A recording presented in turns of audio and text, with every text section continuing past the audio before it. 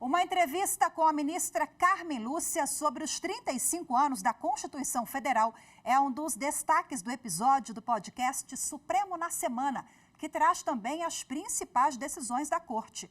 Acompanhe na narração de Rossini Gomes.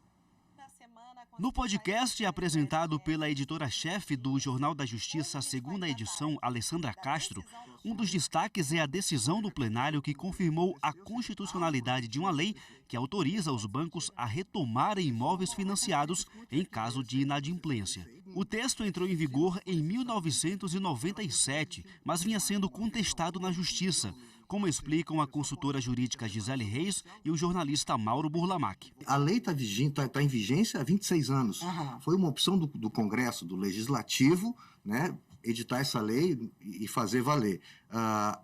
Essa ação que chegou aqui agora já passou por 3 instâncias, todas elas negaram o pedido, ou seja, mantiveram a validade da lei. O Supremo, mais uma vez, veio como 4ª instância, confirmando a validade da lei. Prevaleceu o voto do ministro Luiz Fux, que é o relator. Ele colocou de uma maneira bem clara assim, que esse processo ele não é autoconduzido pelo credor de forma, sem que tivesse algum tipo de regra, porque a própria legislação é que traz o passo a passo que deve ser observado. Então, por isso que ele afastou, assim, não há ofensa a contraditório, não há ofensa à ampla defesa, porque há meios de se defender. O episódio trata também do início do julgamento, que discute se é ou não necessária a separação judicial prévia para efetivar o divórcio. Em 2010, uma emenda à Constituição retirou essa exigência, mas ela foi mantida no texto do Código Civil. No Supremo Tribunal Federal, a gente, por enquanto, está num placar provisório. Todos entenderam até agora, os ministros, todos os que votaram, que esse prazo não se exige mais. Não precisa ter 2 anos ou um ano separado, 2 anos separado de fato.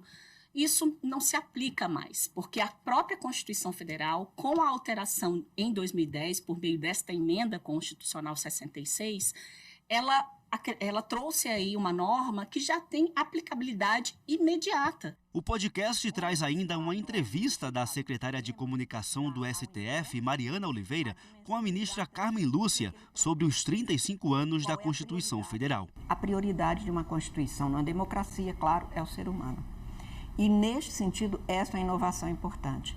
Você acompanha o podcast Supremo na Semana no canal do STF no YouTube.